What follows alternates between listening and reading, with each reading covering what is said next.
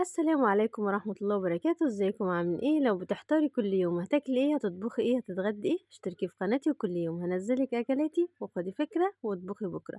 والنهاردة صايمين النص من شعبان، فقلنا نحضر أكلة ما يختلفش عليها اتنين، وهي أحلى رز بالشعرية وجنبهم حبة ملوخية. الملوخية دي احنا مفرزينها مع بعض من 3 شهور، ادخلي كده على الفيديو هتلاقيها لسه محتفظة بنفس اللون بتاعها الأخضر الجميل.